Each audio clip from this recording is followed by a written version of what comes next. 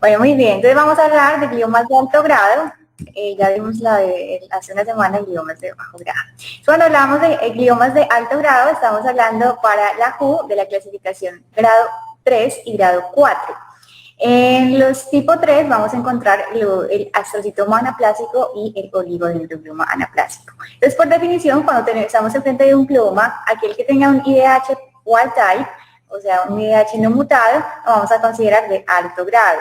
¿Sí? Esa va a ser como la premisa. Sin embargo, ustedes tienen que saber que existen gliomas de bajo grado con wild type, con IDH wild type. Y eso puede ser posible, sin embargo, es una minoría. ¿Sí? Bueno, en el caso de los oligodendrogliomas anaplásicos, estos pueden presentar, estos en general o por definición van a tener una IDH mutada y van a presentar la coelesión 1P19Q, que también la estudiamos, ¿no? Y los glioblastomas grado 4 pues van a tener también cuando son secundarios, pues pueden tener o tienen una IDH mutada, y cuando son primarios en general pues van a tener una IDH, una enzima wild type. La diferencia en esto va a ser pues obviamente la sobrevida, ¿no? Y esa es la importancia de clasificar los gliomas con esas características moleculares.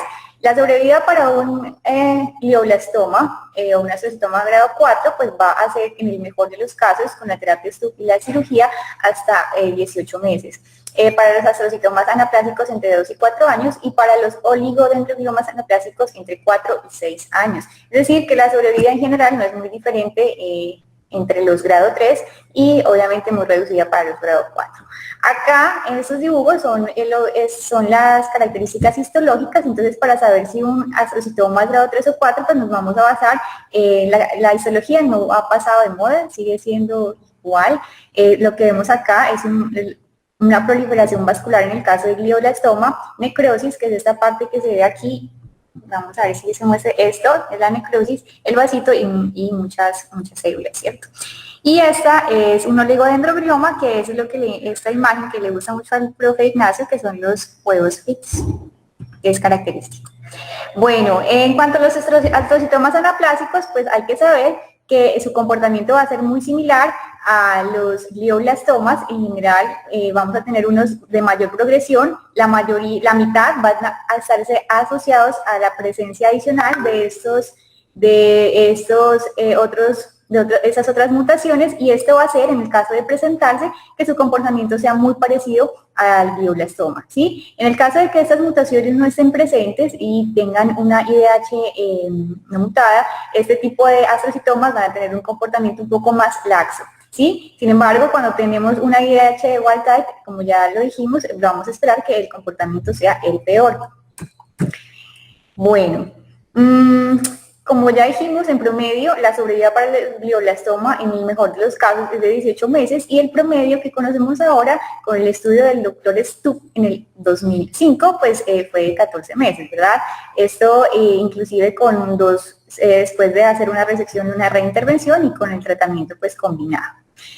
La sobrevida libre de progresión que vamos a esperar en estos pacientes es de 6 meses, ¿sí? Lo que vamos a esperar es que igualmente con el mejor tratamiento a los 6 meses vayan a recaer. Y lo que ya dijimos, los glioblastomas se van a dividir en unos primarios y unos secundarios. Los secundarios van a ser los que van a progresar desde los gliomas de bajo grado o un grado 3 a estos definitivamente pues grado 4, ¿sí? Eso fue lo que ya dijimos, la diferencia. Y tenemos que tener claro que la recurrencia va a ser invariable, o sea, de manera universal, un oligo o un astrocitoma siempre va a terminar en una recurrencia, o sea, que le vuelva a aparecer al paciente así lo hayamos operado, o que si sacamos así sea el 100% lo que vemos de tumor de alto grado, ese paciente a este tiempo va a recurrir. Bueno. Para ya dejando en claro esto de la clasificación, que es como la parte básica, entonces vamos a hablar ya de este tema, ¿no? gliomas de alto grado son los tumores malignos más frecuentes del sistema nervioso central, como ya dijimos, y hay que tener muy claro esto, es que la recurrencia es invariable. Eso hasta el momento no lo hemos podido cambiar independientemente del tratamiento. La resección quirúrgica agresiva va a disminuir la carga celular tumoral en un 99%, ¿sí? O sea, esa resección que nosotros vemos, en este caso no es como los gliomas de bajo grado que nosotros nos vamos a basar en el FLAIR, en este caso en los gliomas de alto grado la resección se va a basar en el contraste, ¿sí? Si logramos si logramos sacar el 100% de ese parámetro, va a quedar un residuo aproximado que son 100 millones de células malignas que corresponden a los 2 centímetros periféricos a la lesión tumoral, ¿sí? Y el tratamiento solamente quimioterapéutico con temozolamida puede disminuir esa carga tumoral a 10 millones de células, que obviamente son las que nos van a producir la recaída, no van a desaparecer el tumor. Los gliomas corresponden a 1/3 de todos los tumores primarios del sistema nervioso y de estos, el 32.8% van a ser malignos. La incidencia actual es de 5 por cada 100.000 personas en Estados Unidos y cada año pues se registran alrededor de 14.000 casos nuevos, ¿sí? O sea que no son nada infrecuentes. Los gliomas de alto grado, entonces los vamos a dividir en estos 3 que van a ser los principales. El glioblastoma va a ser el más frecuente de los gliomas de alto grado, ¿sí? Va a corresponder hasta el 70% de todos esos gliomas de alto grado. El astrocitoma anaplásico va a ser el segundo en frecuencia, va a estar presente en el 15%, y los oligodendrogliomas van a ser los menos frecuentes, anaplásicos, ¿no? Por supuesto, van a corresponder a menos del 10%. O sea, esos pacientes que pueden tener una sobrevida un poco mejor van a ser los menos numerosos. El glioblastoma, entonces lo vamos a encontrar generalmente a una edad un poco más adulta, alrededor de los 64 años es la edad promedio, y cuando se presenta por encima de los 50 años, generalmente el tipo de IDH es wild type, o sea, el pronóstico más ominoso. Los astrocitomas anaplásicos y los oligos van a presentarse en una población un poco más joven, generalmente entre los 45 años o menos. Bueno, y hay que tener en cuenta que todos los gliomas de alto grado tienen una predilección, y es que son 2 veces más frecuentes en blancos que en la población afroamericana, y se presentan con mayor frecuencia en hombres hasta en un 40% más, ¿sí? Superior. Existen unos factores de riesgo que conocemos que son en general para todos los gliomas, y uno de ellos es la historia familiar, ¿sí? Hasta el 5% de los gliomas van a estar asociados a un componente, a síndromes genéticos, y son estos que los menciono acá: la neurofibromatosis, el síndrome de Li-Fraumeni, el Turcot y el síndrome de Lynch. Y básicamente es porque en estos síndromes lo que vamos a encontrar es una disregulación o una mutación adicional de varias oncogenes o protooncogenes, ¿sí? Especialmente la P53 como el Li-Fraumeni, ¿sí? Y también el IDH en Lynch, por ejemplo. Se ha visto que los gliomas, tanto de bajo grado como de alto grado, van a tener un efecto protector de la presencia de inmunoglobulina E elevado, esto asociado a los pacientes atópicos, y se va en general a correlacionar con una sobrevida mayor en los pacientes que tienen glioblastoma y son atópicos y tienen IgE elevados. El único factor de riesgo claramente demostrado hasta el momento es la radiación ionizante, ¿sí? La radiación ionizante hace referencia a la radiación terapéutica. La radiación los campos magnéticos que producen los celulares y los computadores, inclusive la tomografía, no se ha demostrado hasta la fecha que tengan una asociación.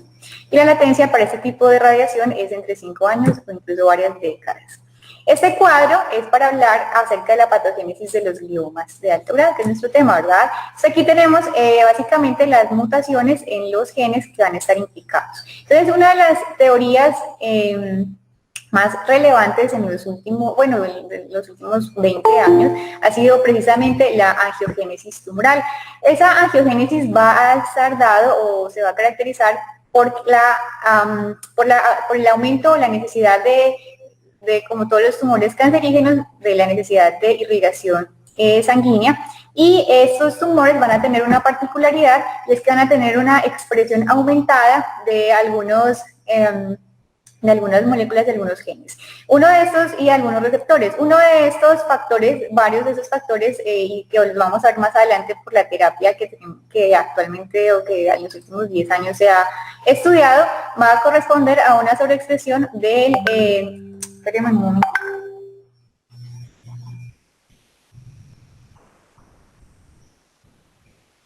Va a corresponder al factor de crecimiento endotelial vascular. Estos pacientes también van a tener un aumento, una sobreexpresión en el factor de crecimiento plaquetario, en el factor de crecimiento fibroblástico y en esos tres básicamente. Bueno, esa es una imagen, bueno, y lo que va a producir ese aumento en la expresión de estos genes va a ser el aumento de la vasculatura anormal alrededor o en asocio con la lesión tumoral. Los factores que van a estimular, lo que va a estimular precisamente que esos factores se aumenten y se conviertan como en un círculo vicioso va a ser precisamente la hipoxemia, que produce el rápido crecimiento de estas células y el tejido necrótico.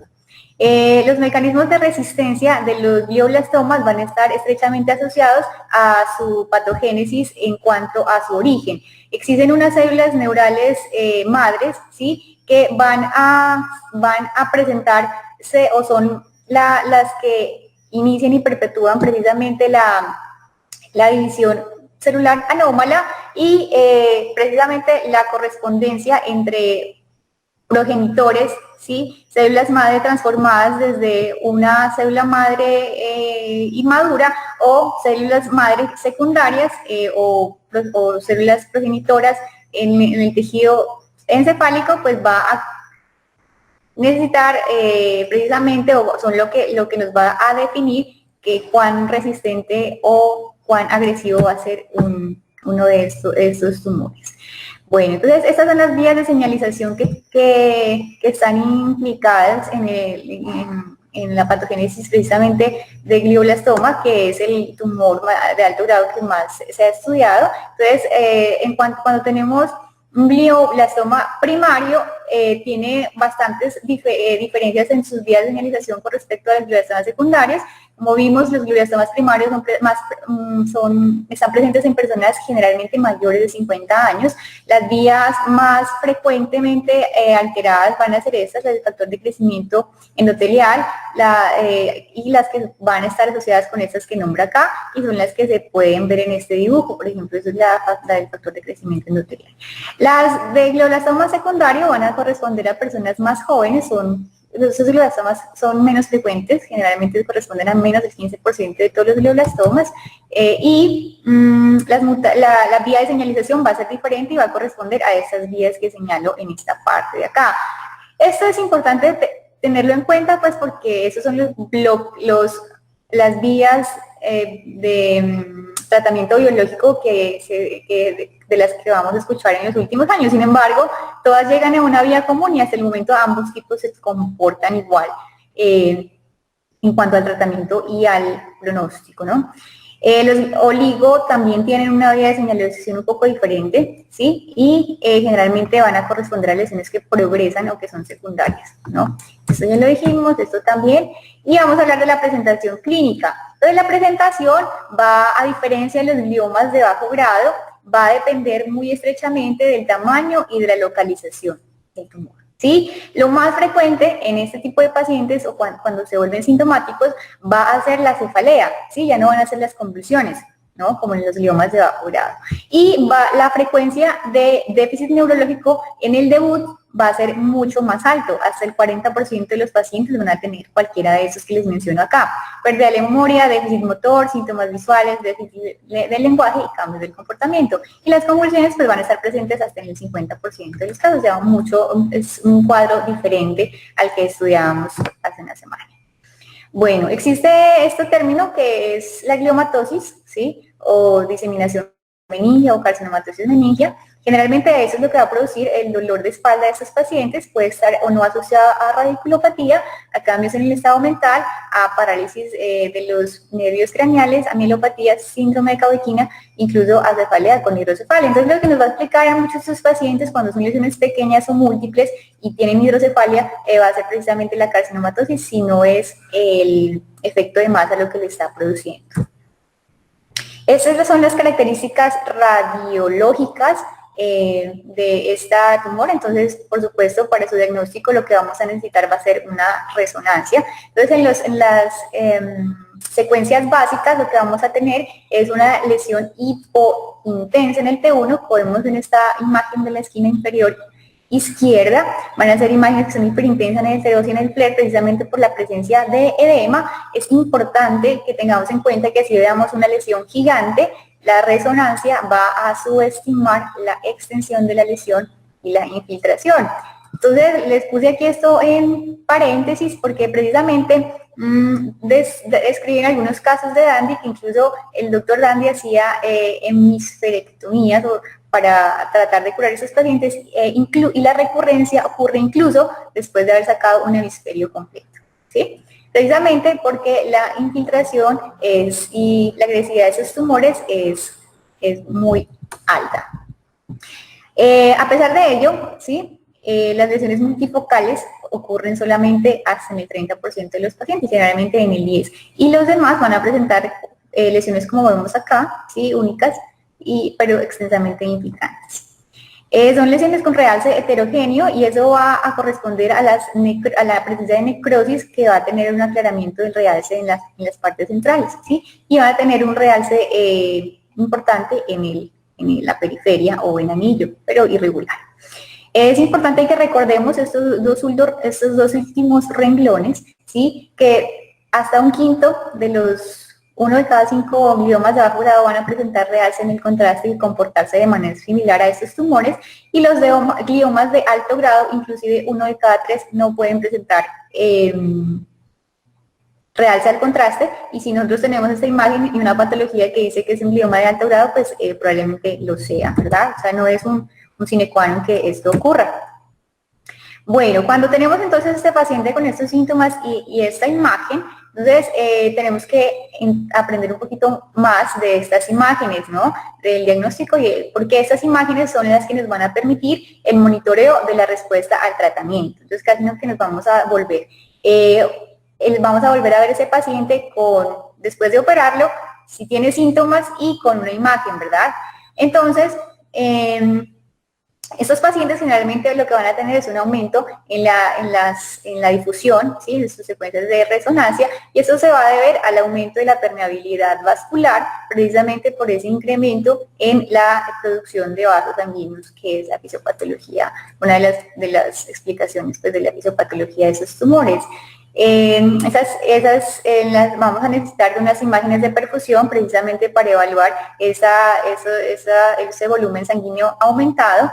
En la espectroscopía lo que vamos a evaluar pues va a ser esos metabolitos que ya los vamos a ver más adelante, que van a ser característicos de los gliomas de alto grado.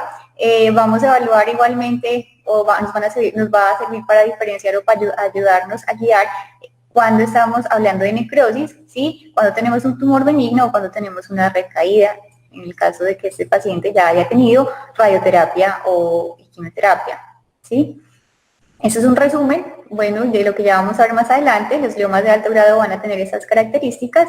La colina lo que nos va a indicar es un aumento en el recambio de las membranas o en la división celular, y por lo tanto en esos gliomas va a estar francamente aumentado. Y el N-acetilaspartato lo que nos va a indicar son tejido neuronal, ¿sí? Tejido neuronal en general. Entonces, como lo que vamos a ver aquí es que esas neuronas van a estar siendo reemplazadas por células gliales anormales, pues precisamente entonces ese marcador N-acetilaspartato va a estar disminuido. Bueno, el PET también es una ayuda útil, sí, pero también la vamos a usar sobre todo cuando tenemos alguna duda diagnóstica, sobre todo con la presencia de gliomas de bajo grado, recaída y necrosis. Bueno. Es importante entender que más o menos la mitad de los pacientes o menos, el 40% de los casos al mes de la radioterapia van a tener aumento en la captación al medio de contraste, y eso se va a deber precisamente al aumento de la permeabilidad vascular que va a producir la radioterapia en asocio con la quimioterapia también. Sin embargo, bueno, hola, profe. Hola, bueno, entonces venga. Esto lo voy a desglosar al final, profe, eso está... Hecho. Pero sí. venga, como cojamos cositas para que vaya resumiendo la cosa. Uno, el PET, que no les va como idea de que el PET se le manda a casi todos los pacientes. El PET en glioblastomas tiene papeles muy, pero muy pequeños, sí lo tiene en algunos. Ajá. Dos, la espectroscopía no es, no se necesita espectroscopía para diagnosticar un glioblastoma de alto grado versus... no, es para el monitoreo de la respuesta. Eso, pero es para que quede como qué es lo que usted necesita para diagnóstico de un glioblastoma. Me imagino que ahorita vamos a hablar del radio, que es la progresión, y van a necesitar 3 o 4 secuencias muy claras de qué es lo que usted tiene que ir a buscar en un glioblastoma. Entonces, ¿cuáles son las secuencias que usted tiene que ir a buscar en un glioblastoma de alto grado? Las que tiene que conocerse y saberse bien. Usted dijo la primera ahorita, que fue el contraste, para uno saber cuánto va a sacar y cómo comparar con el posoperatorio, ¿sí o no? Sí. Necesitamos contraste, difusión y perfusión. Esos son como los de secuencias. Eso. Entonces necesita un T1 simple, un T1 contrastado, la difusión y la perfusión, ¿sí o no? Sí, señor. La espectroscopía se manda en algunos casos especiales que ahorita hablamos. Hágale, ahorita los desglose y listo. Y los PET son rarísimos. Sí. Se utilizan, sí, pero ahorita hablamos de los casos especiales en los cuales usted puede mandar un PET. Sobre todo en progresión, pseudoprogresión y otras cositas. ¿Listo? Bueno, sí, listo. Pero de pronto aquí, sí, esta parte no debió quedar aquí, más bien al final, porque ya con eso el diagnóstico, ¿verdad? Listo, profe. Perfecto, muchas gracias. Listo.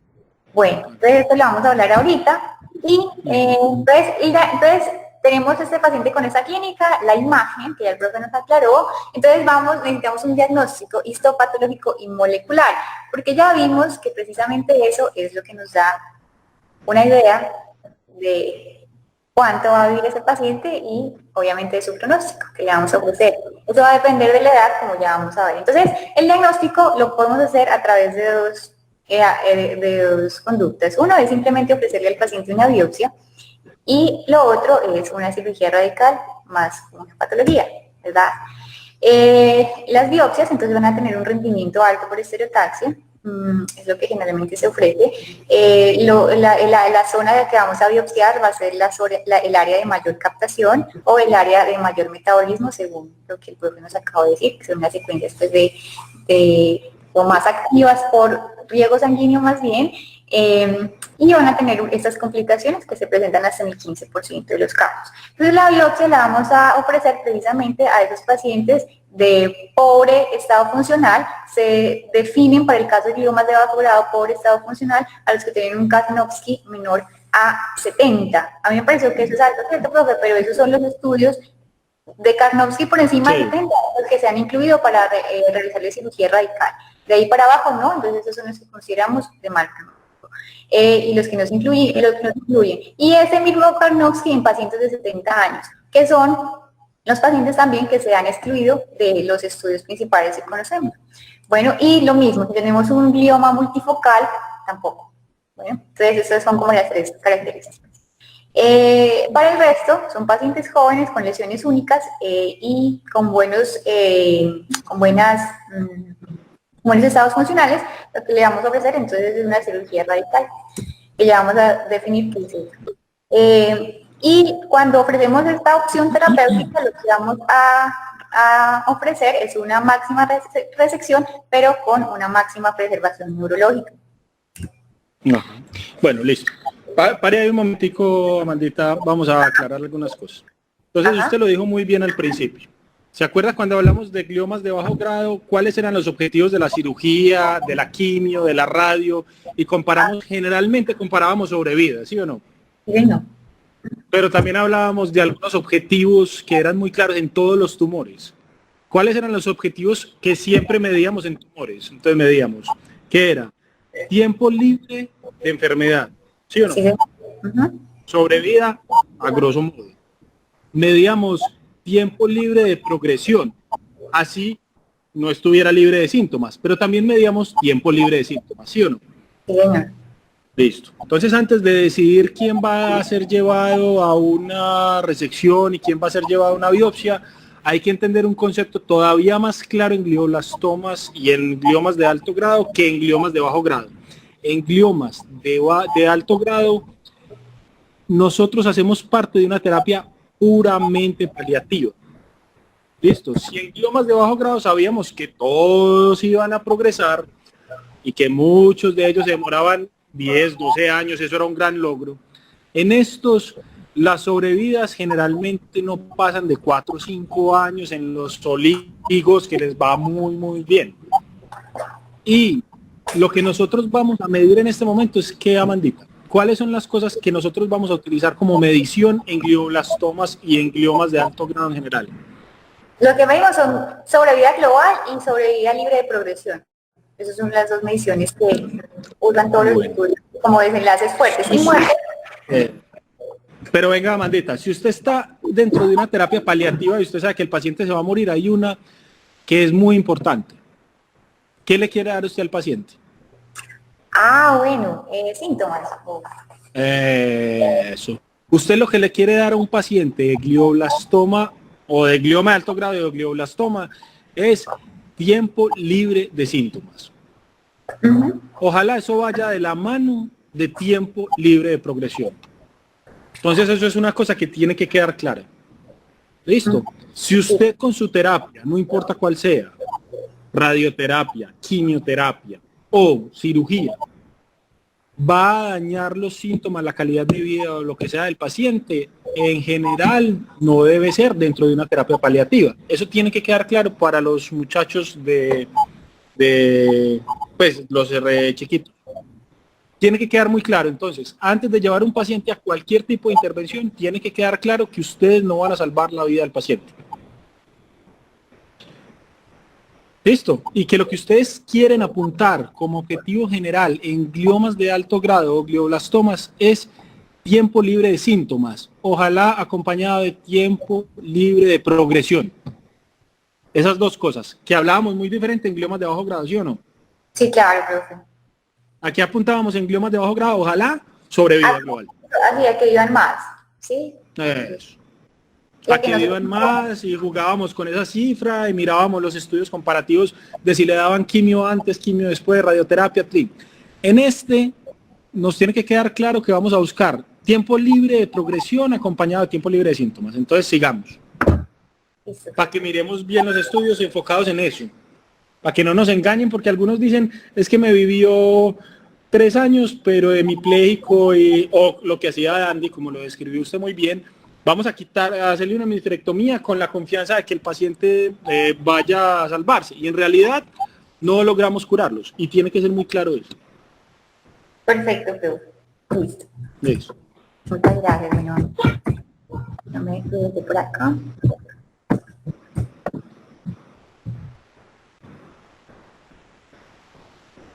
Entonces, sigamos en esta parte. Ya nos aclaró el profe, esas mediciones claras muy importantes, precisamente a por qué no le vamos a ofrecer una cirugía, ¿no? A un paciente mayor con un tumor muy pues, multifocal o con otras características.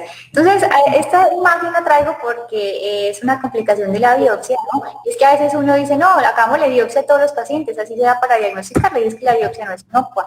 Entonces, esta es una cosa, algo infrecuente, pero que puede ocurrir, y es el glioma herido. Entonces, son hemorragias distantes después de precisamente haber practicado algún tipo de intervención, generalmente intervenciones menores como las de la biopsia a esas lesiones. ¿Sí? Son pacientes que se presentan, que después de una hemorragia distant, presentan hemorragias inclusive distantes al sitio de la lesión o del pues, donde realizamos la intervención, y pueden presentar edema desproporcionado como en este caso. Y los pacientes pueden fallecer. Bueno, Amandita, no sé si han leído, pero en este momento hay... Eso no ocurre. Sí, claro, no, totalmente. Y ocurre tanto que la idea en este momento, no sé si el profesor Ignacio nos está escuchando. Profe, prenda el... Estoy escuchando perfecto. Bueno. Entonces, la cuestión es la siguiente. ¿Cuántas veces, profe, a usted le queda duda de que en una imagen sea un glioblastoma? En promedio. Porque a uno sí le queda dudas a veces, pero le queda muchas veces duda. No, casi nunca.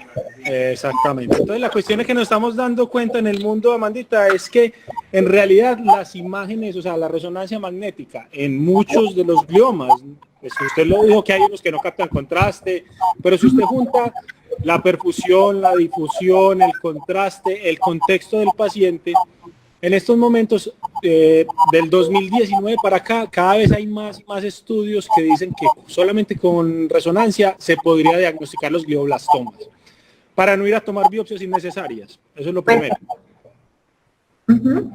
Y hay un estudio, creo que salió el mes pasado o hace poquito, que lo que están utilizando es juntar las imágenes con redes neuronales para dar el diagnóstico de glioblastomas y lo están comparando con patología y está funcionando.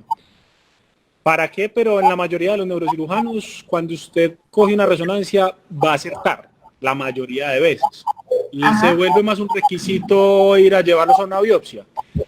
La otra posibilidad que estamos estudiando es DNA en líquido cefalorraquídeo. Entonces, con el tiempo, yo creo que la decisión de biopsia estereotáxica versus cirugía radical de biopsia va a ir cada vez menos y menos. Pero no sé si el profe me corrija, en la mayoría de veces que usted ve una resonancia, usted sabe que es un glioblastoma. Yo diría que es casi imposible que a uno se le pase un glioblastoma. Es decir, que uno diga, esto es un glioblastoma y después no era. Es muy raro. Sí, es muy raro, totalmente de acuerdo. Entonces yo creo, Amandita, que más adelante esa disyuntiva de biopsia versus cirugía grande se va a quitar. Los que no se van a llevar a cirugía grande es porque no se les va a hacer nada. O sea, les va aquí mi radioterapia confiando en eso. Ahora, en gliomas de bajo grado versus glioblastoma, es raro que un buen evaluador la dude tanto. Ok.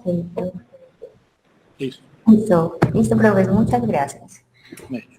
Bueno, pues esto, pues sí, ojalá no lo, pues sí, para que lo recordemos. Entonces vamos ya al uso de los marcadores. Entonces, sabemos que la isocitrato deoxigenasa, entonces vamos a tener dos tipos de esta enzima. La primera es la más frecuente, va a estar mutada, ¿no? Va a estar presente en el 90% de los pacientes con gliomas y corresponde a una enzima citoplasmática. Lo que nos va a permitir esta enzima es precisamente la conversión de NADH a NAD para hacer para continuar con el ciclo de la glicólisis aerobia a través de la conversión del isocitrato, ¿no? El otro 10% de esta enzima, de estos pacientes que tienen IDH mutada, van a corresponder a la IDH2, solamente son el 10%, la IDH2 es una enzima mitocondrial e igualmente está involucrada en la generación de energía en la vía del ácido tricarboxílico, ¿sí? Bueno, cuando tenemos un paciente con una IDH negativa tipo 1 y el paciente es menor de 50 años, vamos a pedir la tipo 1 y 2, pero en general en nuestro medio lo que hacemos es pedir los dos tipos de entrada, ¿no?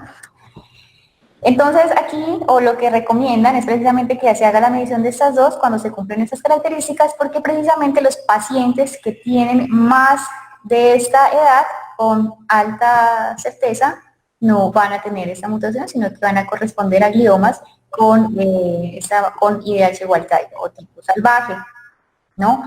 Todos los oligos van a tener precisamente por definición cualquiera de las dos mutaciones IDH y la coelección, que es precisamente la característica, ¿no?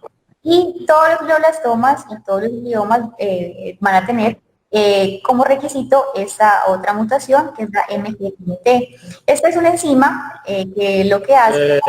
No, venga, Mandita, no todos tienen una mutación en la MGM. No, todos deberíamos enviar, o sea, todos deberíamos enviar pedir este estudio, profe. Sí. A todos deberíamos pedirle este estudio porque precisamente lo que nos va a ayudar a diferenciar es que pacientes pueden beneficiarse más de la quimioterapia. Luego contemos la medida. Esto va a ser importante en un subgrupo y va a ser el subgrupo mayor de 70 años, ¿no? Y ya les voy a decir por qué. Entonces, esta enzima lo que hace es arreglar o parar el ciclo celular cuando existe un daño en el ADN, ¿sí? En el caso de la tomosolamide, al hacer un agente alquilante, lo que va a producir es daño precisamente en el ADN para evitar la progresión del ciclo celular de las células cancerígenas. En el caso de que esta MGMT no funcione, o sea, esté metilada, lo que va a hacer es que la temosolamida ejerza su efecto citotóxico de manera adecuada. En el caso de que esta enzima esté funcionando correctamente, va a contrarrestar hasta cierto punto la función de este medicamento. Entonces es importante que todo glioblastoma tenga este marcador molecular para saber pues si tiene o no esta motivación adicional, ¿no? Además de la IDH1 y 2 y la coalición que va a ser importante para definir si es un oligo o si su estirpe es astrocítica, ¿no?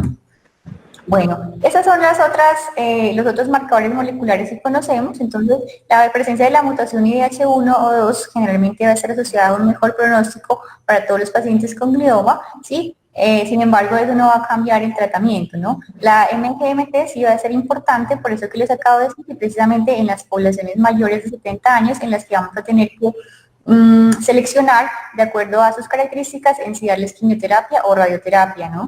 Ya lo vamos a desglosar más adelante. Esta mutación también se va a desarrollar, se va a asociar a un mejor pronóstico precisamente porque va a corresponder a los pacientes con estirpe oligo dendroglial. Sin embargo, si existe una deleción parcial no completa precisamente eso, asociado a un tumor gualtal que puede estar presente, eso se asocia con un peor pronóstico. Y estas otras mutaciones que vemos acá, las vamos a encontrar en la literatura, pero hasta el momento no tienen una utilidad, una utilidad terapéutica, ¿no? Pero sí es importante que las conozcamos porque son los marcadores moleculares que se están usando pues en varios estudios que hasta la fecha están en curso. Bueno. Entonces, esta es como el tratamiento que nos da la guía precisamente de la WHO y este es el lance, ¿sí? De ese artículo que resume de acuerdo a la mutación y a la colección que tengamos, ¿no? Y a eso que les acabo de decir, qué tipo de tratamiento podría corresponder o qué tipo de marcadores debería pedirse ese paciente y es el resumen que les acabé de hacer.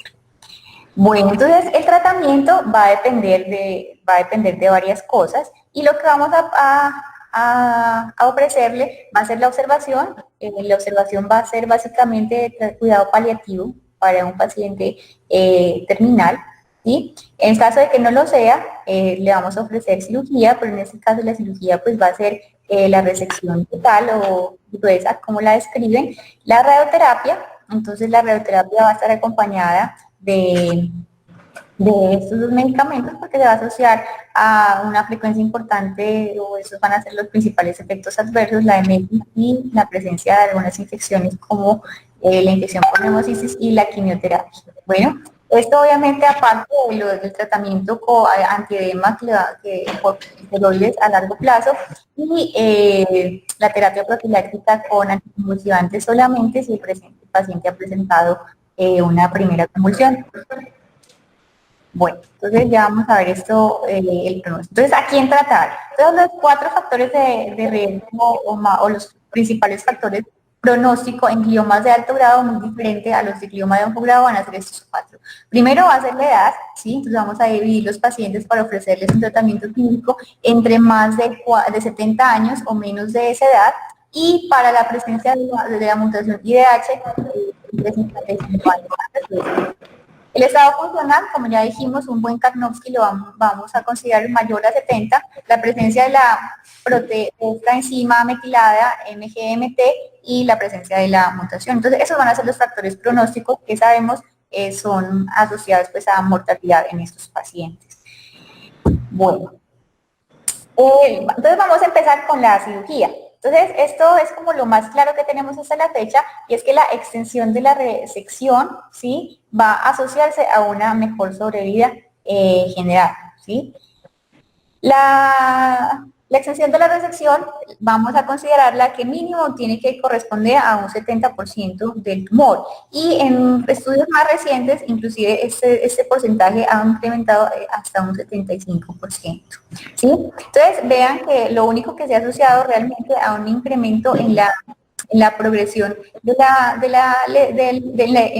el aumento de la sobrevida general, y precisamente en el aumento de la ocurrencia de síntomas, va a ser la extensión de la región.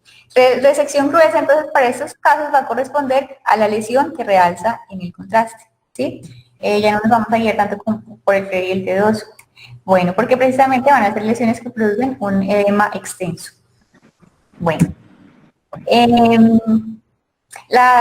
es un cuadrito que nos muestra las diferencias, entonces, en la supervivencia general para el tipo de resección. Entonces, si simplemente tomamos una biopsia o una resección menor al 30%, que es lo que corresponde a una resección subtotal, la sobrevida de esos pacientes va a ser de 8 meses, que es como la historia natural de la enfermedad.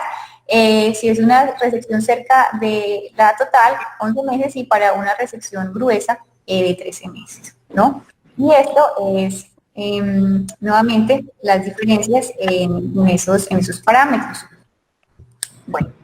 Este es un resumen de los estudios a la fecha que nos muestran la diferencia en cuanto a la extensión, si resecamos más de 70, menos del 70, 90 incluso. Este estudio que tiene una resección o una caracterización para pacientes en los que fue extirpado, según ellos, el 100% del tumor, y eso, miren que el promedio de supervivencia para esos pacientes fue 16 meses, es equiparable a este otro que también tuvo una resección similar. Sin embargo, la dificultad con este tipo de resección precisamente va a ser el resultado secundario, que es el deterioro neurológico o la pérdida de funciones importantes, ¿no? Bueno, venga, Mandita, yo hago un paréntesis ahí. Ajá. La cosa es la siguiente: hay algo que hay que entender de las resecciones que yo creo que a uno como que no le dicen bien, pero de pronto es que yo estoy equivocado. La cuestión es que esto no es una progresión de resultados según lo que yo saque. ¿Qué quiere decir eso? O sea, no es continuo. Hay gente que dice, ay, si yo saco 40 es mejor que sacar 30, y si saco 50 o si saco 60 es mejor que sacar 20. Ajá. Y esto no es por continuidad. Hay que tener muy claro que si usted no va a sacar mínimo un 70 o 80%, mejor no se meta a cirugía. Sí. O sea, en un glioblastoma multiforme. ¿Qué es como por cuántos? No es que usted diga, es que voy a sacar un 75 o es que voy a sacar un 65, está muy cerquito del 70, no. En este momento hay que pensar que usted tiene que sacar, digámoslo así, objetivos claros. Ojalá saque más del 70, pero en realidad los estudios del 70% uno los ve en algunos estudios, sobre todo de viejitos, que usted dice que le va muy bien cuando saca el 70% y lo saca bien, pero en realidad usted debería sacar más del 80% y ojalá más del 92%, que es lo que ha demostrado mejores sobrevidas. Si usted le va a sobrevivir y si además de eso le va a ayudar a la quimio, a la radio, si no, no lo meta. No es continuo, no es que ahí voy a sacar el 45 y te le va a dar, o sea, le va a dar la mitad de la sobrevida que si hubiera sacado el 80. No, entonces hay que entenderlo por cuánto. Si no logra metas, por favor, no lo haga. Perfecto. Sí, señor. ¿Listo? Exacto. Entonces, por acá, yo creo que les traje precisamente ese resultado que nos está usted comentando, profe. Precisamente los pacientes tienen, yo creo que, bueno, acá. Bueno. Precisamente, si uno comparara a los pacientes a los que se les le realizamos una resección superior al 75%, en esos pacientes son los que vamos a ver precisamente este tipo de resultados. Pero los pacientes a los que le realizamos menos de ese 75 o 70%, se van a comportar como no haberles hecho nada, ¿sí? O sea, van a seguir la historia natural de la enfermedad. Bueno, entonces con base a eso, precisamente para aclarar, esto es para aclarar precisamente que lo que ya hemos venido diciendo, que la primera resección va a ser como la que nos va a dar la estocada de ese paciente, ¿sí? Y tiene que tener una meta, que es precisamente esa que nos acaba de aclarar el profesor. Sin embargo, existen algunos pacientes que recurren, ¿no? Entonces la pregunta es, la que sigue es si esos pacientes se pueden beneficiar de múltiples resecciones. Entonces aquí, para aclarar precisamente que múltiples resecciones no van a devolver al paciente a su estado inicial. Múltiples resecciones lo que vamos a definir en este caso es que es un paciente que después de hacer una resección con una meta específica, que precisamente es más del 75%, ¿sí?, de resección, y que se llevó a una terapia combinada en los tiempos adecuados de radioquimioterapia, y ese paciente recayó. Probablemente ese paciente, si tiene un adecuado Karnofsky, que por ejemplo para ese estudio, que es uno de los estudios estándar para el apoyo de las múltiples resecciones, para ellos un paciente con adecuado, mire que es un Karnofsky de 80 o más, o sea, pacientes con muy buen estado funcional, esos pacientes probablemente sí se beneficien de resecciones múltiples, o sea que si les vuelve a salir el tumor, lo volvamos a operar, pero solamente en esos casos, ¿no? Bueno. Pero yo creo, Amandita, que a diferencia de lo que hablábamos con gliomas de bajo grado, que sabíamos que progresaban en las cavidades y que uno podía volverlos a llevar a cirugía con un poco más de facilidad, en estos, esto debe ser la excepción. No, profe, no tan fácil. Tiene que ser pacientes. Yo creo que no debe ser como en los gliomas de bajo grado. O sea, hacer resecciones en glioblastoma, y lo que estábamos hablando es una terapia que es paliativa, que la idea es no molestar al paciente, no hacerlo sufrir más, y las cirugías de repetición en glioblastoma deberían ser la excepción y no la regla. No deberíamos ser tan liberales en repetir cirugías en glioblastomas como si lo somos en bajo grado. Sí, sí. En este estudio, por ejemplo, o es como le digo cuando encontré este aparte, son precisamente pacientes muy jóvenes. Miren que la edad promedio son pacientes menores de 50 años. Aquí esta edad, por ejemplo. Y Karnofsky es muy bueno. Entonces, los pacientes que son jóvenes y con muy buenos estados funcionales son los únicos en los que podríamos, de manera aceptable, aceptar pues, o proponer una resección múltiple. Sin embargo, pues la sobrevida se puede ir prolongando, como es lo que están mostrando acá, pero pues definitivamente pues van a morir, o sea, hacer una resección múltiple paliativa. Sí. Lo que pasa es que es difícil ver las cirugías craneales desde el punto de vista paliativo y múltiples. No deja de ser una cosa que es difícil de digerir. Entonces, profe, nos olvidamos de esto, mejor resecciones múltiples. Vea, van a haber pacientes en los que un paciente con un glioma secundario de 42 años, con muy buen Karnofsky, que le crece en una cavidad frontal y usted no le va a hacer daño, es posible que usted lo lleve a una resección. Lo mismo que hablábamos con el paciente glioma de bajo grado que tenía un oligo, listo, que es muy joven y que tenía todas las expectativas, uno puede volverlo a operar. Pero lo que digo es que en gliomas de bajo grado somos más liberales en reintervenciones. En glioblastomas, si a usted le llega un paciente a los 8 meses otra vez con el glioblastoma, usted la duda mucho, porque es que es ofrecerle a un paciente una sobrevida muy corta y es un sufrimiento, o sea, una recuperación de una cirugía. Ustedes tienen que pensar en que una recuperación de una cirugía no son los 2 o 3 días que se quedan en el hospital.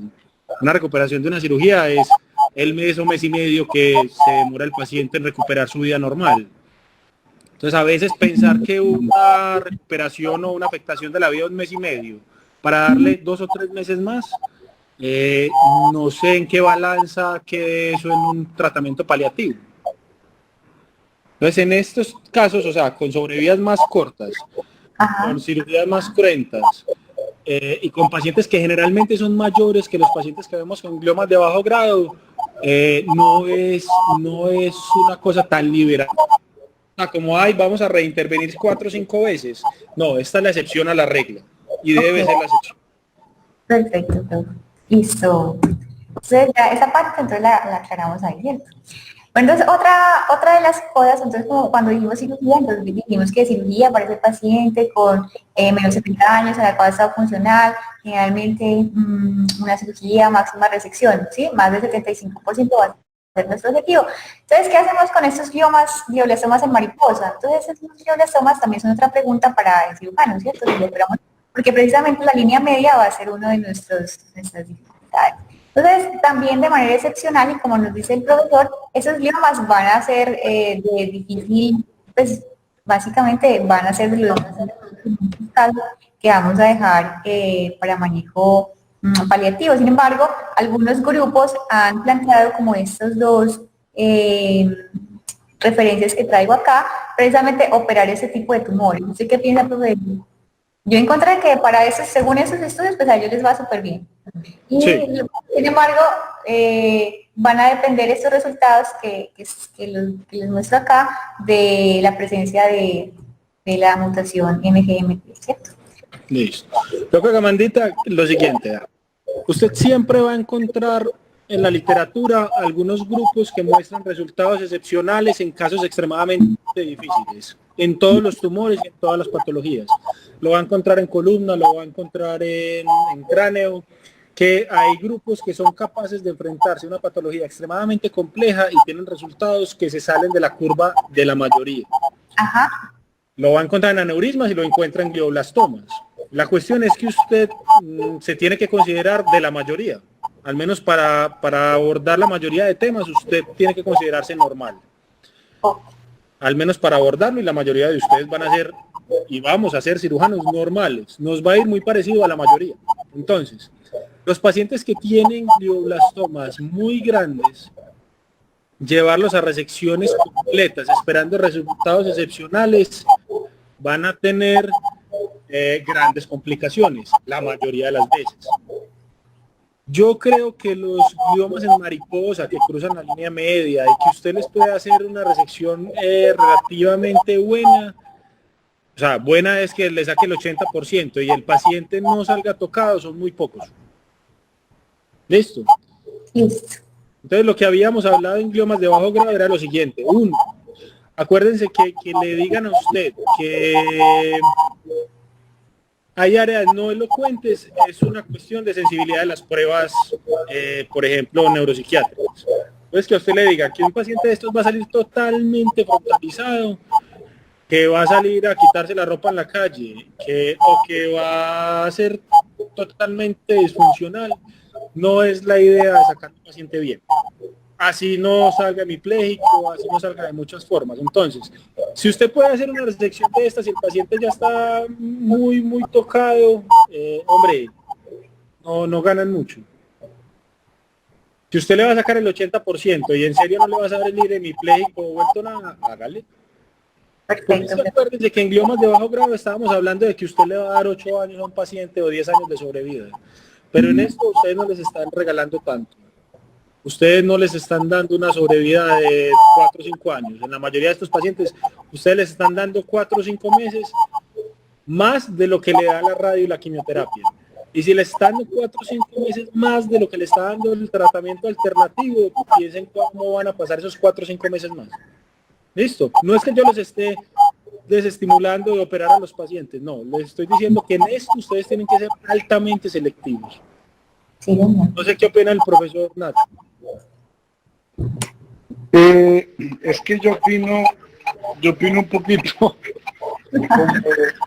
como pensábamos antes, vean. A mí esto me parece súper interesante, pero uno ve que no hemos avanzado realmente nada. Si uno mira, pues ahí Amanda nos va a hablar, la temozolomida ha dado 3 meses más de sobrevida. Cierto. La cirugía radical da 2 meses más de sobrevida. Y yo no sé, yo como que me desanimo mucho, pero a mí me parece interesante esto porque es como una lucecita de esperanza. Sí, mire, 2 meses más de sobrevida. Sí, sí, sí. Entonces, pues es como una, lo que vos decís, Daniel, es hacer paliación, pero uno está perdido. Y en cuanto a las reintervenciones, yo en lo posible trato de no reintervenir un paciente de estos, porque es que eso es una catástrofe. Un paciente De acuerdo. reintervenido irradiado, eso es una osteitis, después es una fístula y eso es una tragedia. Además, cuando reinterviene uno, el cerebro es de muy mala calidad y uno no sabe ni qué es tumor ni qué es cerebro sano. De Yo no acuerdo. sé qué más lo va a decir, si tiene alguna utilidad operar los pacientes con este marcadorcito, el ala. Sí, sí, yo lo voy a mostrar, claro, profe. Ahorita probablemente lo vamos a mostrar, pero yo estoy de acuerdo con usted, profesor. Vea, hay una escala de cuánto hemos avanzado en la sobrevida de los tumores en los últimos 40 o 50 años. Hemos avanzado muchísimo en los tumores hematológicos, hemos avanzado relativamente pobre, bueno, hemos avanzado también en SEDA de mama y hemos avanzado en SEDA de próstata, viven muchísimo más, casi el triple de lo que vivían hace 30, 40 años. Pero cuando usted coge glioblastomas, la hipótesis del profesor está comprobada. Es decir, lo que hemos avanzado en los últimos 40 años de sobrevida no ha sido mucho. La quimio y la radioterapia, a pesar de la radioterapia que le dábamos a los pacientes que los operábamos hace igual 30 o 40 años, le daba 3 meses menos que la temozolomida NMG-MT metilado. Entonces la cuestión es, estos pacientes tienen que ser muy bien seleccionados. Piensen muy bien que ustedes le van a ofrecer una buena calidad de vida con una cirugía. Y que piensen muy bien que los impactos de la cirugía en cirugía cerebral, y ustedes lo van a ver todos los días, son grandes. No son 3 días. Esto no es una apendicitis. Algunas veces uno se atreve con los pacientes, algunas veces pierde y gana, pero yo estoy de acuerdo con el profesor. Uno tiene que tener una idea de pertenecer a un grupo paliativo, muy paliativo, en una enfermedad de estas. ¿Listo? Listo, profe, perfecto. Sí, o sea, precisamente todo eso es porque eso es como lo que uno encuentra en la literatura, ¿no? Y en eso, Sí, no, claro. claro, No. súper. Hay que ver de todo. Hay que saber que hay grupos que logran grandes cosas y aprender de ellos, pero tampoco hay que generalizar los resultados de los grupos que les va muy bien. O sea, no es decir que usted va a operar bacilares porque a después le va muy bien en bacilares. O sea, no. Claro. Eso no es una buena práctica. Sí, señor. Exacto. Entonces, precisamente hasta ahora lo que vamos a hacer naciones, vuelven jóvenes, ¿no? Generalmente lesiones unifocales, bueno, y esos son esos grupos pues como excepcionales. Y ahora vamos precisamente a otra pregunta en cuanto a la cirugía y es la edad. Entonces la edad va a ser muy importante porque esos pacientes se extrapola que les pudiera servir la cirugía porque realmente todos esos pacientes mayores de 70 años han sido excluidos de la mayoría de los estudios, ¿no? Y los estudios que tenemos son retrospectivos en general, ¿sí? O son estudios secundarios como este que traigo acá del 2014. Lo traigo porque es uno de los estudios más completos que encontré y precisamente en esos pacientes también se ha visto que mejora la sobrevida, sin embargo, es lo que dice el profesor, la sobrevida mejorada va a ser 5 o 6 meses en comparación con la historia natural de la enfermedad de pacientes añosos y severamente enfermos. Y la diferencia, como lo pueden notar acá, en cómo se corresponde con los pacientes, cuando se corresponde con los pacientes más jóvenes, comparamos los pacientes por encima de los 75 años, generalmente por encima de nula en cuanto a beneficios. Entonces realmente operar ese tipo de pacientes iba a ser como una disyuntiva en este momento. Bueno. Y lo otro que se ha visto es que hasta 1/3 de los pacientes mayores de 70 años no van a biopsia y la sobrevida para esos pacientes va a ser de 4.2 meses, precisamente porque el tratamiento que se les va a dar va a ser completamente paliativo. Bueno, Sin embargo, si se lograran supervivencias, si se lograran resecciones en este grupo de edad, ¿sí? Que es el que está entre una edad más aceptable, menor entre 70 y los 75 años, ese grupo de edad puede presentar una mejoría en la supervivencia, pero el asocio con la morbilidad secundaria a la cirugía pues va a ir en aumento en esos dos últimos grupos etarios, precisamente. ¿Sí? Bueno. Sin embargo, la sobrevida global va a estar mejorada en todos los grupos de edad. La diferencia, como les comenté, va a ser dada por la morbilidad sintomática, ¿no? Bueno, y ese efecto de la mejoría en la sobrevida global pues va a ir disminuyendo conforme va aumentando la edad. Así hayan diferencias significativas en los pacientes que se llevan a cirugía pues radical o en los que no se llevan a cirugía. ¿Sí? Pero ese efecto va a ir disminuyendo. Bueno, entonces existen unos mecanismos entonces esto es, pues en conclusión con respecto a la cirugía, pues vamos a ser cuidadosos en cuanto a la selección de los pacientes y es claro que los pacientes a los que mejor les va, tanto en términos de sobrevida como en morbilidad, pues van a ser los pacientes más jóvenes con lesiones que son pues claramente únicas o localizadas, ¿no? Que no comprometen áreas elocuentes y a los que les podemos ofrecer una resección radical. Bueno, existen mecanismos para mejorar. Hola, profe. No, estaba leyendo, Ala. Sí. Bueno. Entonces existen unos mecanismos para lograr esa resección. Precisamente la idea va a ser sacar todo el tumor, como el profe nos dijo, todo lo que realza, ese va a ser nuestro objetivo, ¿no? Y uno de ellos va a ser el uso de la resonancia intraquirúrgica. Este tema lo tenemos para un taller que lo vamos a hacer también, yo creo que el jueves o el viernes, ¿cierto, profe? Y lo vamos a dejar aparte, ¿sí? El uso de la resonancia intraquirúrgica para mejorar la resección. Y los otros dos que vamos a ver hoy son las técnicas del paciente, son los marcadores precisamente. Y las técnicas del paciente despierto pues las vamos a ver más adelante. Entonces la resonancia intraquirúrgica es un método muy importante, va a permitir lograr esos objetivos de resección en un 96% de los casos. Los pacientes que se llevan con esta ayuda diagnóstica dentro del quirófano van a lograr la resección completa o cerca de la completa, ¿no? Por encima del 80% inclusive, versus los que no. Y el déficit neurológico, pues a pesar de lograr resecciones mayores, va a ser equiparable para ambos grupos, ¿no? Esa es la primera bibliografía que tiene esta diapositiva.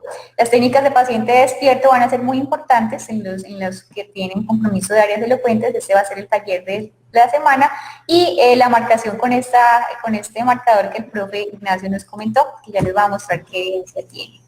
Entonces, este es como un resumencito breve del uso de la resonancia intraquirúrgica. Generalmente lo que buscamos es mejorar un porcentaje de resección con dos objetivos. Primero, márgenes de seguridad y segundo, lograr pues, la mayor resección posible, ¿no? De esos tumores. Y como ya vimos, son tumores que son por definición completamente infiltrantes, ¿sí? Y la resección completa, lo más probable es que no la vamos a lograr, ¿no? Siempre vamos a dejar tejido tumoral, pero por lo menos el tejido que realza es lo que vamos a eliminar. Entonces, este estudio lo que nos muestra es precisamente eso que les estoy comentando, y es que este aumento en el porcentaje de resección, inclusive hasta el 100%, por encima del 80%, lo vamos a lograr de mejor manera con el uso de la resonancia, y como ya nuevamente nos recalcó el profe, esto se va a asociar a un aumento de la sobrevida. Sin embargo, el aumento de la sobrevida es en meses, o sea, ni siquiera es en años, ¿no? Eso no lo vamos a ver acá. Y el aumento pues va a ser entre un aumento significativo para ellos, pues va a ser entre 3 y 6 semanas adicionales de sobrevida con el uso de estas ayudas. O sea, pues realmente a pesar de todo vamos a seguir aumentando sobrevidas cortas, ¿no? Esta imagen nuevamente para mostrar eso que les acabo de mostrar. Y este es el otro mecanismo, que es la marcación tumoral con este ácido. Este es el estudio en el que es aprobado ya por la FDA, y ese es como el resumen del estudio en la que ellos se basaron para su aprobación, ¿sí? Entonces, lo que se hace es aplicar precisamente en cirugía este compuesto, y lo que vamos a tener, claro que cuando uno lee el uso, cómo se usa eso, necesitamos una visión confocal o microscópica como la que se usa en los laboratorios, ¿no? Porque eso es precisamente una visión con microscopio de fluorescencia. Entonces, lo que vamos a ver es esto. Es la marcación del tumor. Entonces, en las áreas tumorales se van a ver de este color, y pues a simple vista pareciera muy útil, ¿cierto? O sea, este ácido lo que va a hacer es, tiene una alta afinidad por esas células con alta actividad replicativa, y lo que va a hacer precisamente es delimitar el tumor en esas 3 regiones, ¿no? Tejido sano, márgenes tumorales y tumor. Lo que vamos a resecar va a ser este margen. Y lo vamos a respetar tejido sano, y eso se ha asociado a que cuando se usa, esos pacientes tienen 2 cosas: una disminución significativa en la presencia de morbilidad asociada a la cirugía, y lo otro es que esos pacientes tienen un incremento de la sobrevida libre de progresión, pero lo que no tienen es un aumento en la sobrevida global, porque eso va a estar relacionado con los factores que ya dijimos y que son inmodificables, que son la edad, el Karnofsky y los marcadores moleculares. Entonces, lo podemos usar, logramos mejores resecciones, pero también tenemos que tener en cuenta eso. Bueno. Y aquí vemos, esta es la sobrevida libre de enfermedad a 6 meses, que este parámetro lo toman precisamente porque es el tiempo de recaída de, en general, todos los gliomas, y este es el valor pues, que nos logra prolongar ese tiempo. Bueno, entonces hasta ahí ya vamos con la parte quirúrgica, ¿cierto? Bueno, vamos con la terapia sistémica. Entonces, si ese paciente es quirúrgico y ya lo operamos y nos ayudamos de todas estas técnicas con estas limitaciones que acabamos de ver, ¿no? Entonces, vamos a este paciente, si lo operamos, tenemos que ofrecer una terapia sistémica, y eso va a depender de 2 cosas: de si tiene esa proteína MGMT metilada, ¿sí? Y de su edad. Entonces, la terapia Stupp, que su padre, el doctor Stupp, la escribió hace ya 15 años. Entonces, él incluyó en su estudio pacientes que tuvieran menos de 70 años. En ese momento no se sabía si los pacientes tenían la MGMT metilada. Eso se supo a posteriori, ¿no? Y lo que se ha logrado saber hasta la fecha es que precisamente esos pacientes con esta mutación van a tener una mejor respuesta con el tratamiento con temozolomida, por lo que les acabo de explicar. Entonces, los análisis secundarios posteriores de la base de datos pues, de los pacientes que utilizó el doctor Stupp en el año 2005, precisamente arrojaron que esa sobrevida tan importante que se dio, que fue la prolongación hasta en 14 meses, en los pacientes con glioblastoma, se asoció de manera importante a que esos subgrupos de pacientes tenían esta mutación, ¿no? En asocio pues al uso de temozolomida. Entonces, el tratamiento actual basado en este estudio, pues, hace que todos esos pacientes, después de operarlos, les vamos a ofrecer radioterapia y quimioterapia sistémica, ¿no? Sí. Como lo que sabemos. Bueno, existen otros estudios, entonces eso es claro, pues hasta ahora el doctor Stupp entonces planteó para esa población la radioterapia inicial con dosis de 60 grays, divididos en dosis de 2, ¿no? Para el primer ciclo, concomitante todo el primer ciclo de radioterapia con quimioterapia, y luego se continuaba solamente con la temozolomida por 6 meses, y ahí terminó, y ese es el protocolo que hasta la fecha hacemos o realizamos basado pues en ese hallazgo. Esa palabra concomitante es extremadamente importante en este tipo de tumores, ¿verdad? Ajá, sí. ¿Por qué ustedes tienen que dar temozolomida con la radioterapia? Por el efecto del angiogénico, profe. Y lo sensibiliza, se llama sensibilización de los tumores. Ahí, cuando usted le da la quimioterapia con la radioterapia, el tumor, o sea, le funciona mejor que si usted lo separara. Y eso es muy importante, porque en Colombia usted va a ver pacientes que le hacen la quimioterapia y no le están haciendo concomitantemente la radioterapia. Y piensan que eso es igual, y no. En este caso, la alteración de o sea, el orden en que se reciben las cosas sí altera el producto. Sí, señor. ¿Listo? Tiene que ser, en todo el periodo que tiene radioterapia, todo ese tiempo, tiene que estar cubierto por su quimioterapia. Ajá. No. Muchas gracias, profe. Bueno.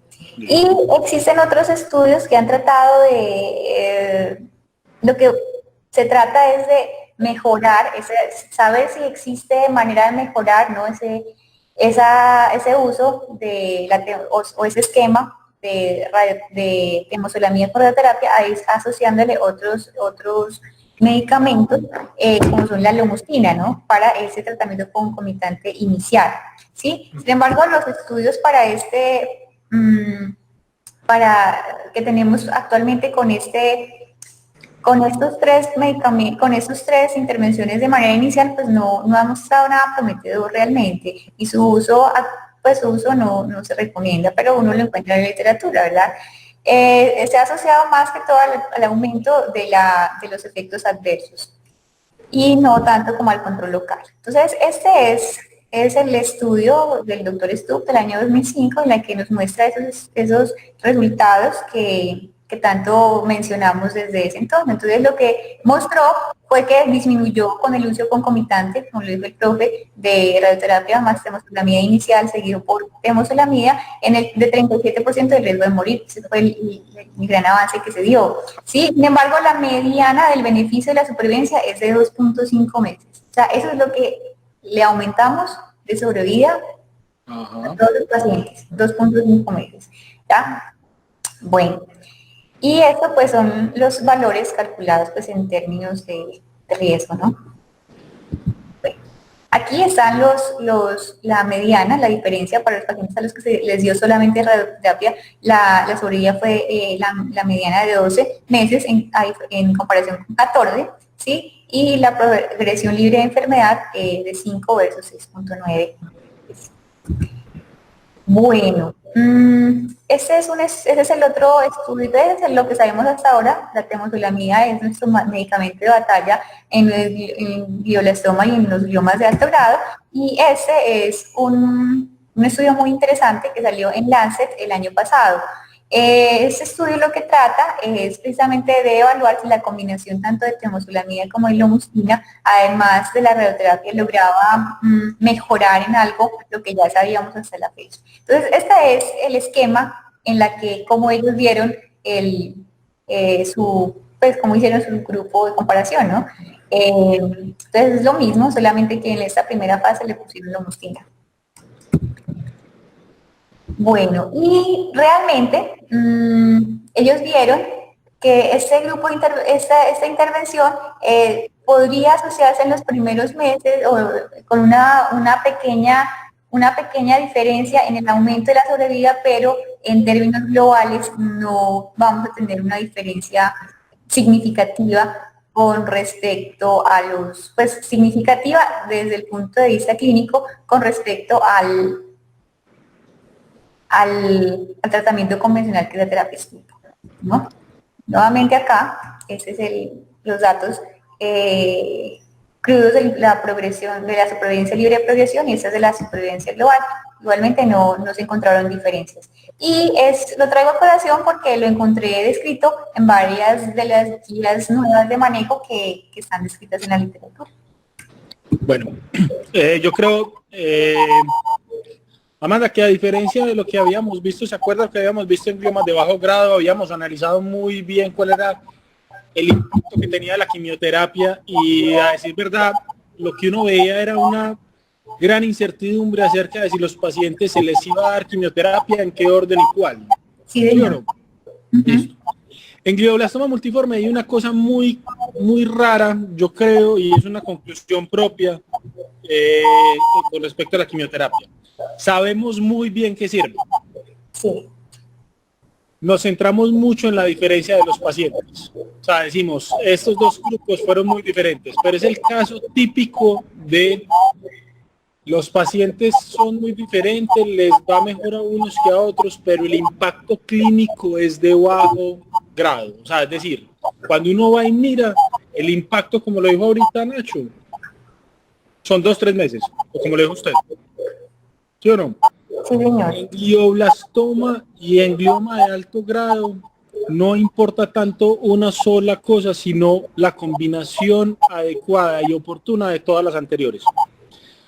Un paciente que le vaya mal en la cirugía, ya de ahí en adelante uno ve que las cosas empiezan mal.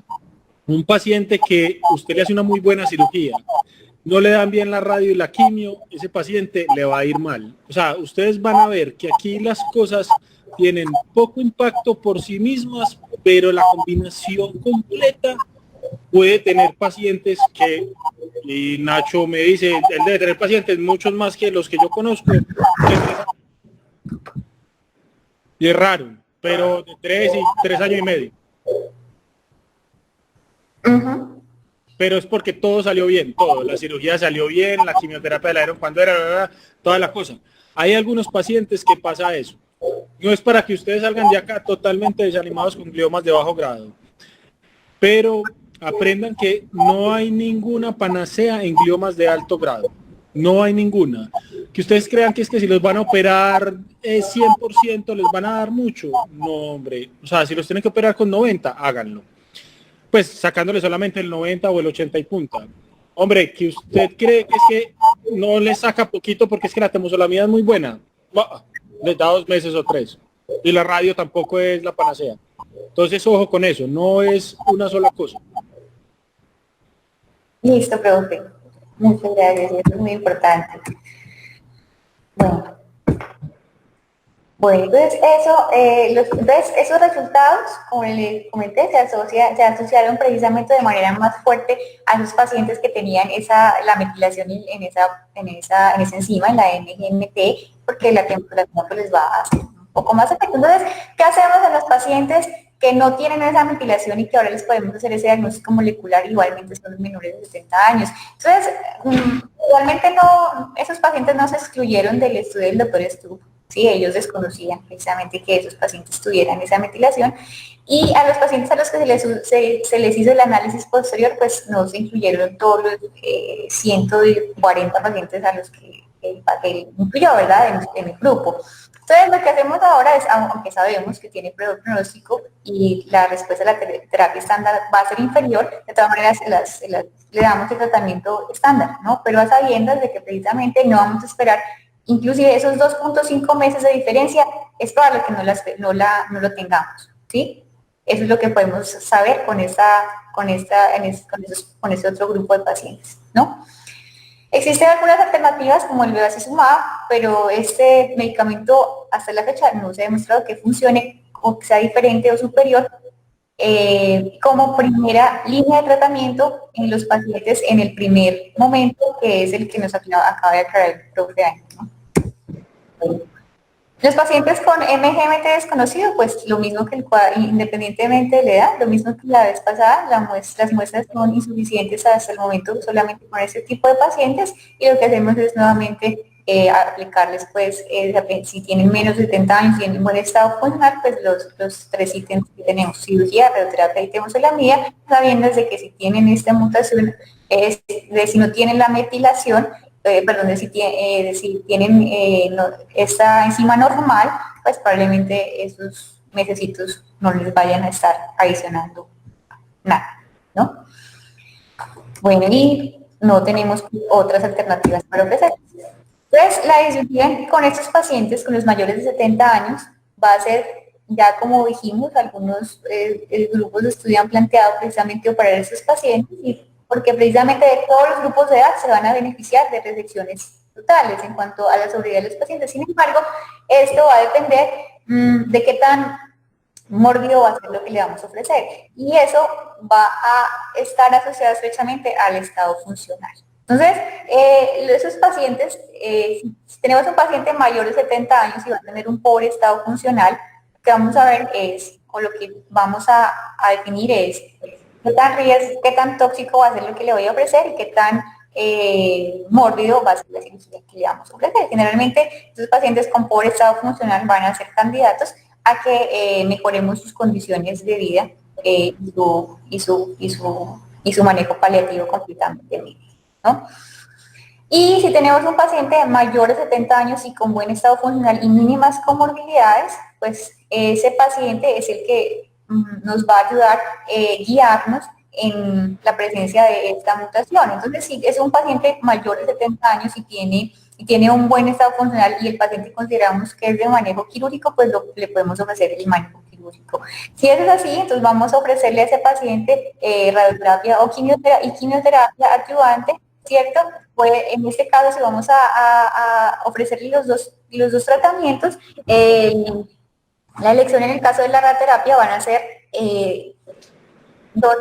dosis menores, que son 40 grays, pues fraccionadas, ¿no? Y si el paciente tiene esta mutación, la presencia de la mutación MGMT, probablemente a ese paciente le podamos ofrecer temozolomida. En caso contrario, si no tiene la mutación, ese paciente pues lo que se recomienda en el momento es que no se someta a un riesgo adicional de este medicamento, sino que solamente se le ofrezca la radioterapia. ¿Bien, Rubén? Sí, no, que toxicidad. Eso. Entonces, sí, No lo somete al riesgo de toxicidad. Sin embargo, usted va a ver que en la práctica le dan a todos.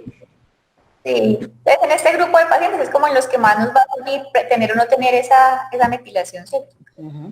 Bueno, eso es como también el resumen de fama de los niveles de evidencia, y este es precisamente para aclarar estos pacientes añosos o mayores de 70 años van a ser subdivididos en estos 4 grupos de edad. Entonces, miren que lo más importante va a ser el Karnofsky, ¿sí? Eso es lo que nos va a decir si ese paciente se va a beneficiar de ofrecerle un tratamiento adicional. Entonces, por ejemplo, si tenemos un Karnofsky menor de 70, ese paciente se va a morir en 3 meses.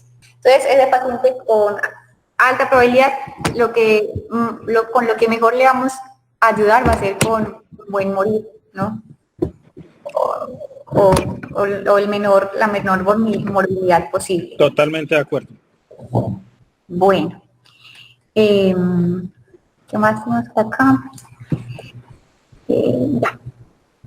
Bueno, y aquí están precisamente esa diferencia en esos pacientes en los que solamente usamos temozolomida, y miren que esta es la sobrevida que se logra para este tipo de pacientes, 8 meses, ¿no? Entonces, de 3 meses los podemos pasar a 8 con temozolomida sola, ¿sí? Y hay que tener en cuenta que eso pues yo lo traje porque en la literatura dicen que la mitad de los pacientes con glioblastoma van a corresponder a estos pacientes, a los mayores de 35 años, o sea que casi todos tenemos que saber qué hacer con ellos, ¿no? Y en general la sobrevida sin nada pues va a ser igual que la previa, ¿no? 6 meses, incluso menos, dependiendo del Karnofsky, 3 meses o 4.3 meses, ¿no?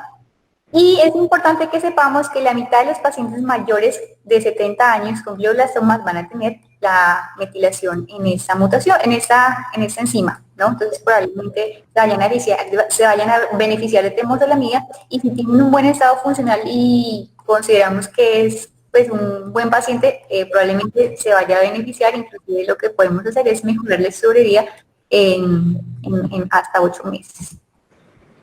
Y este es una sobrevida solamente con radioterapia, ¿sí? Para ese tipo de pacientes. Entonces, los pacientes que se incluyen cuando son mayores de 60 años, pues obviamente les va a ir mejor, y los pacientes pues más viejitos son los que van a tener esa sobrevida un poco menor. Entonces, miren que con la radioterapia en general la tendencia es que esa sobrevida ya no va a ser de 8 meses, sino inclusive entre 6 y 8 meses, o sea, un poco inferior. Entonces, eso es para concluir que cuando tenemos un paciente añoso, lo que vamos a tratar de buscar es ese paciente que se va a beneficiar de un curso corto o reducido de radioterapia con temozolomida, si es el caso, y el riesgo de toxicidad es aceptable, ¿no? Y este es para cuando damos el tratamiento combinado. Bueno, realmente la diferencia no es mucha, por encima de la toxicidad. Bueno, entonces el bevacizumab lo vamos a sacar de nuestro arsenal como tratamiento sistémico inicial en todos los grupos de edad. No está aprobado, pero lo vamos a usar en unos cuadros particulares que son los que vamos a ver al final, y es estos pacientes con recurrencia, ¿no? Que todavía tienen buen pronóstico, entre comillas. Entonces, el erotimab es un anticuerpo monoclonal que lo que va a hacer es bloquear al unirse a este factor de crecimiento vascular endotelial. Y lo que va a hacer precisamente es disminuir esa angiogénesis y hacer que el tumor se muera por falta de irrigación. Nuevamente no se recomienda como tratamiento inicial, uno lo va a ver sobre todo en ese tipo de, como terapia, como pregunta frecuente de varios estudios sobre si se debería dar, pero hasta la fecha no está demostrada su utilidad y tiene varios efectos adversos. Sin embargo, se ha usado mucho, y lo pongo aquí porque vamos a ver precisamente lo de la evaluación y el seguimiento de estos pacientes, es que va a tener un efecto antiedema muy importante y va a reducir el uso de esteroides en los pacientes seleccionados. ¿Y qué tipo de pacientes? Entonces, puede usarse en esos pacientes en los que uno ha decidido tener un manejo más conservador, como son esos pacientes añosos, ¿no? No mejora la supervivencia y puede incluso aumentar la toxicidad hematológica cuando se usa concomitantemente con temozolomida. Bueno, esta es otra pregunta que me hice. ¿Qué pasa si damos más de 6 ciclos de temozolomida o más de los ciclos pues, que dijo el doctor Stupp, ¿no? Eso también lo han estudiado y lo que se ha visto es que no hacemos nada. No mejora la supervivencia global, puede incrementar la sobrevida libre de enfermedad hasta 2 meses, pero igual esos pacientes se van a recaer y van a morir en el mismo tiempo. Y es el mejor estudio, que es el primero, ¿sí? Pero el segundo, que me pareció un poco más fuerte, no encontró ninguna diferencia en aumentar o dar temozolomida más del tiempo del tratamiento actual, que son el ciclo inicial concomitante con radioterapia y los 6 meses adicionales. Entonces, eso es como lo que... Pero solo para que quede dentro de las cosas que vamos a revisar. Ajá. También después. Cambia un poquito en las recurrencias. ¿Listo? Cambia un poquito en las recurrencias, en las reintervenciones que dijimos que son excepciones, pero eso cambia en los pacientes con recurrencias y reintervenciones. ¿Listo? Sí. O sea, eso es como decir, yo le quiero dar el tratamiento inicial a mi paciente no 6 meses, sino 1 año. Porque uno, pues, yo me pregunté. Eso no es lo normal. O sea, y no se debería dar según el protocolo Stupp normal. Entonces, como eso fue como un protocolo en sus años de observación del doctor Stupp, uno se podría preguntar, bueno, ¿y qué pasa si le prolongamos? ¿Será que eso le prolonga también la sobrevida de los pacientes? Pero resulta que no, que esos 6 meses son los precisos para tener esos 2.5 meses de sobrevida adicional. Bueno, este es otra cosa que es como muy rembombante en los últimos años, es los campos eléctricos alternantes, ¿no? Que precisamente lo vimos usándolo a uno de sus políticos importantes, al doctor MacLean, en los últimos años, y pues también es una terapia que ha sido promovida por el doctor Stupp.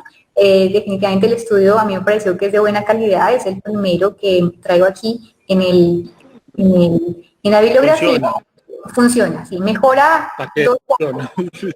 Funciona, sí, pero eso que funcione pues es pasar de 4 meses a 6, o sea, 2 meses, ¿sí? En sobrevida libre de progresión, y en sobrevida global pasar de 16 a 20 meses, o sea, 4 meses, ¿sí? Eso es lo que... pero funciona casi igual que la temozolomida, funciona casi igual que la radioterapia y funciona casi igual que la cirugía en realidad. Sí, pero exacto. O sea, que no es descabellado. Yo sé que, pues yo no soy un defensor de eso porque nadie se aguanta lo que debería aguantarse un paciente con el estudio como se hizo, que generalmente son como, pues, o sea, todo el día o 18 horas, una cosa así, cargando una maleta de esas enloquece uno. Pero en realidad la evidencia lo que muestra es que funciona. ¿Por qué? No sabemos.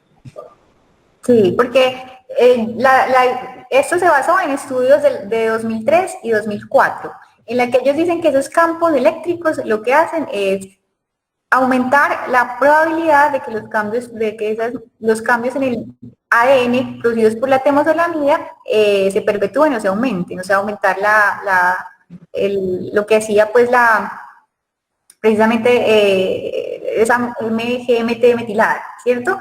Pero en estos dos estudios, inclusive en este del 2017, ellos mismos dicen que el mecanismo real, pues no lo conocen, pero eso es ellos referencian esos estudios viejos en los que se basaron para desarrollar esto.